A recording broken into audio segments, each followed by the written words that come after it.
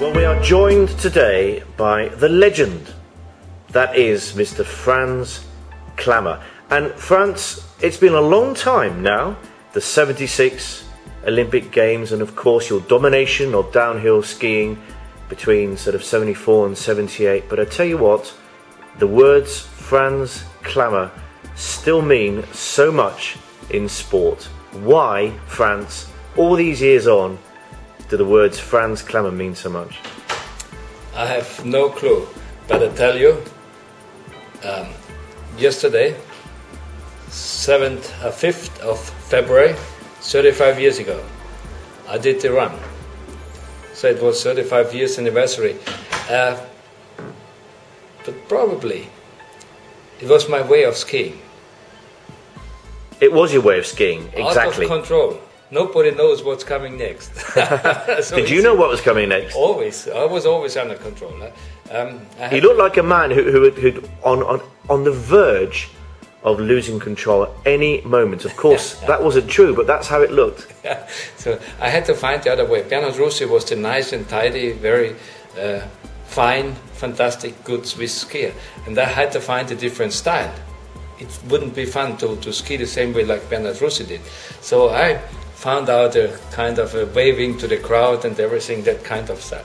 No, it's not true, but it just looked like you were waving to the crowd. Of course, I was pushing the limit, and the thing is, if you push the limit, if you really go for the run, and I was one of the first skiers who carved around the turn, and that's why I was kind of very relaxed and loose on the upper body. So it looked out of control, and I have to say, sometimes it was out of control. But that's maybe people really admired this, and I was very fortunate to inspire people. And you know, it's 35 years, as you say, but I hope you don't mind us talking about this, because people want to talk about that particular run, and also those years when you dominated downhill skiing. I'm sure I can see in the smile in your face. It's still fun to talk about it, isn't it? It's great fun, because it was the best time of my life, and I could do what I'm able to do well. So I was able to travel around the world, compete with some other comrades, or have a camaraderie and then compete. And being in the starting gate, that was so much fun. And then being in the starting gate, and you look around in the whole corral where all racers are preparing for the race, and nobody can beat you today. And this was a very, very good feeling. Is that how you felt? Oh yeah. Did you? Not always, but very often though. Because you see, Franz, it was in Innsbruck, of course, your own country, you're Austrian. The Austrians came to cheer you on to win gold, and you were the hot favourite. So for a lot of sports people, I mean, that's pressure. That is pressure to deliver the goods when you're expected to in front of your home crowd. Was it pressure for you, or was it perfect? It was pressure, but I got better under pressure. But the thing is, going into the Olympics, I won Kitzbühel the week before, and then preparing for the Olympics in Innsbruck. So I didn't read any newspaper, didn't watch TV. I just was blocking myself out of the outer world. So I was within my own world and just preparing for the run. I read this, Killy did this in Grenoble. Jean-Claude Killy. Jean-Claude Killy, and I thought this is a good recipe. So that's how I did it. And I was able just to concentrate on this thing, and being the flag bearer on the opening ceremony. Oh, did you do that as well? Yes, that was just the day before the downhill run. I liked it because it was a distraction from training, just good to go there and suck in the Olympic atmosphere, Olympic feeling. And of course, next day I was up there, the pressure was on, I was struggling a little bit, up and down. Am I able to do it or not? But by the time I walked into the starting gate, I knew I will win. Not maybe, I will win that race. And I remember sharing a taxi with you going to play golf in St Andrews, because you do like your golf, don't you, Franz? I love it. Yes, you do. And you were telling me that although winning the Olympics was fantastic, and you just told the story, in many ways your greatest moment was not the Olympics, it was actually winning Kitzbühel, the Hahnenkamm, before. For the first time. Is that's correct? First, I do have three great races. First of all, it was my first fixed range Ladming. That was kind of outrageous as well. So many racers went off the course into the straw, hay bales, and into a hut, and so on, and we kept racing. Then was Kitzbühel the first time. Then was the Olympics, and I won Kitzbühel 3 times in a row. For me as a downhiller, this was the best downhill.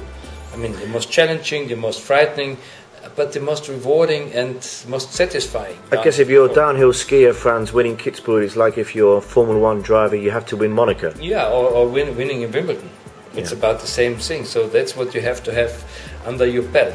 And I won Kitzbühel 3 times, 75, 76, 77, and I didn't win until 84. And in 84, I had the same feeling like in Innsbruck. I knew I will win the race, and I was wheeling down the hill. So that was my style. Now tell me about the Hahnenkamm. I mean, it's a name that that everybody knows about, everybody respects, even those who don't understand winter sport. Everybody's heard of the Hahnenkamm. Why is it so special? It's the most frightening downhill. It starts out so steep, and then it's a little right-hander and a big left-hander, and jumping into the Mauserfall. It's like jumping into a cold water without knowing how to swim. You have no chance to get into the downhill. It's just a rush. It's going. You have to go for it. You have to set a brutal edge. You have to go with the terrain, and then you come down the Mauserfall into a Steilhang, and then the Steilhang. Exit of the Steilhang, for me, it's the most difficult turn in downhill skiing. It is.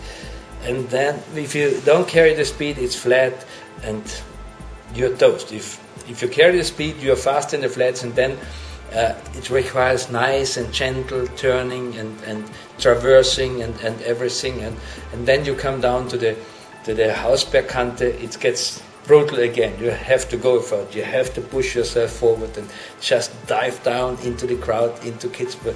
So, and if I speak to the racers nowadays, everybody says Kitzbühel is still the best. Still the best. Well, I feel as if you've just taken me down the Hahnenkamm with that wonderful description of the place. Franz, how can you possibly play golf?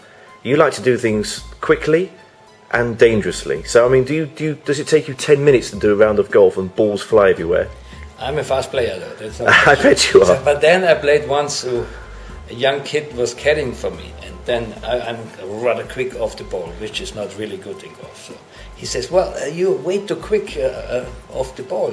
You know, start slowly. I said, well, that's what I had to do all my life. Jumping out of the starting gate, how can I slow down in this bloody takeaway? and I tell you what, when you finally stopped skiing, what did you do? Did you say, thank you, Lord, that I'm alive, that I had some injuries, but I'm still here, and I'm going to now retire gracefully and quietly? No, you didn't, did you? You got straight into a touring car, and you won races, didn't you, as well? Yeah, I won the Austrian Championship, I won hill climber, European Championship races, I was doing the TTM, setting poles, and I even raced in Bathurst with Danny Halm. That's a great experience. I'm probably addicted to speed. There's no probably about it. You quite clearly are addicted to speed. Well, Franz, it's been a pleasure to meet you today. As I say, Franz Klammer. I've just seen Bobby Charlton walk past, and that's another name, isn't it? Franz Klammer, Bobby Charlton. Absolutely. Even if I'm not following football, I know Bobby Charlton. Yeah, but everybody, listen, anybody who doesn't follow skiing, and that's a lot of people, there are 2 names they've heard of, Jean-Claude Killy and Franz Klammer. You've got to be happy with that. I'm very happy.